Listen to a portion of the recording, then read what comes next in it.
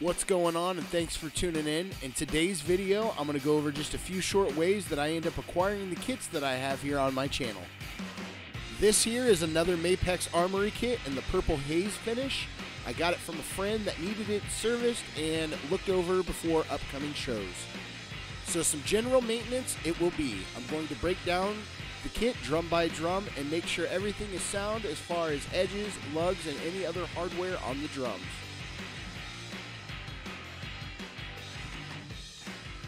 And while I'm at it, I'm going to swap out the old heads for a fresh new set of Remos.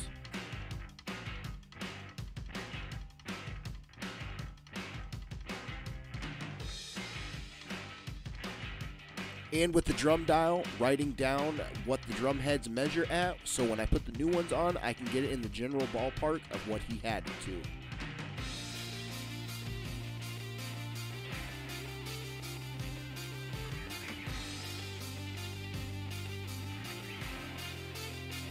With the old heads off, I can then check the interior screws for the lugs and make sure everything is still snug, as well as checking the bearing edges before putting the new heads back on.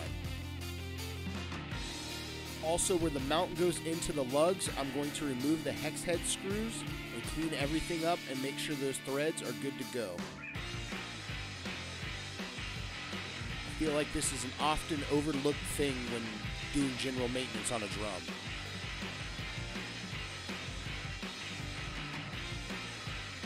With the mount removed, I give that a good once over and a wipe down, and then I can focus my attention onto the shell.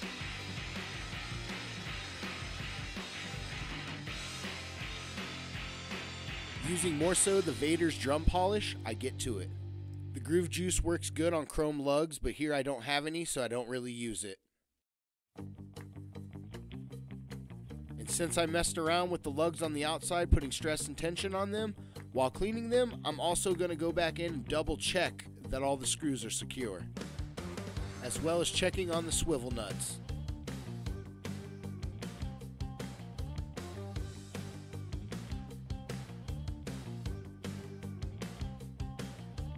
And before putting on a head, I also, for some weird reason, just run a little bit of candle wax around the edges to help condition them.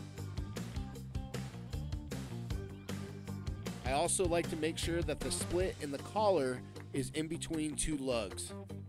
That way when I tighten the head down, it helps prevent blowout and gives even tension all around that area, which is a low stress point from the factory.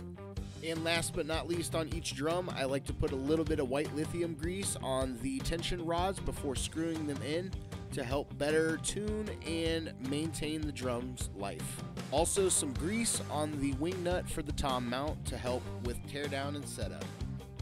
Up next, addressing this little issue here of some rim rash where the tom must have rubbed on something either in transport or in playing. This just happened to be super easy since it was a black finish and I happen to have a black thing of spray paint laying around, so I tape it off and get to it. A few light coats later, and then I let it dry for a full 24 hours before polishing it out and blending it into the rest of the rim. That being the only major issue on this drum kit, basically from here on out it was the same thing for every other drum and getting it all cleaned up and back to normal.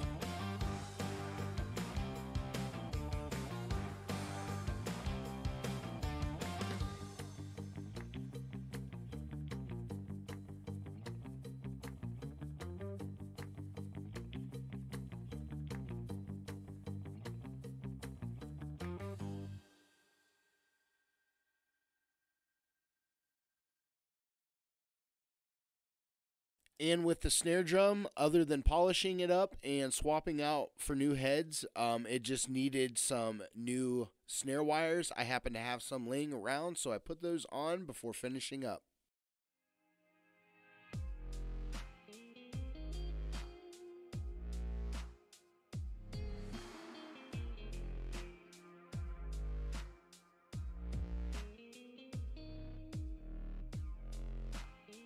And just like that, my work here is finished and the kit is ready to go back to its owner and serve as the heartbeat and pulse in a Deftones tribute band named Goon Squad in the Ohio area.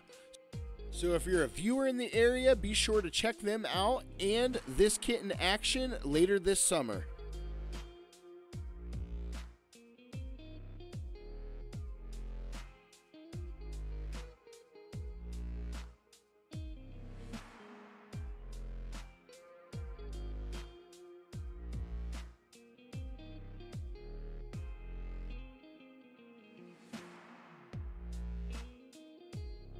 With the job complete, it was a final wipe down before putting everything back in the cases, packing it all up in the car, and taking it back.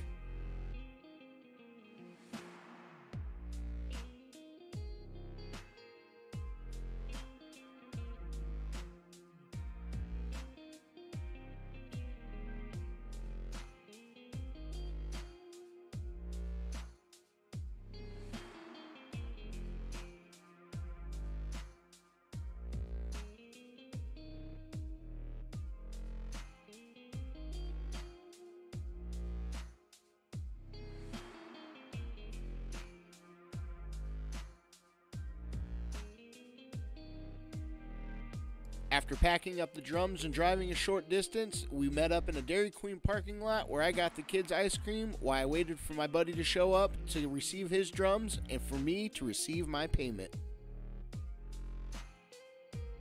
And as payment, he had tossed up the idea before I had even got the kit about accepting an older drum kit of his.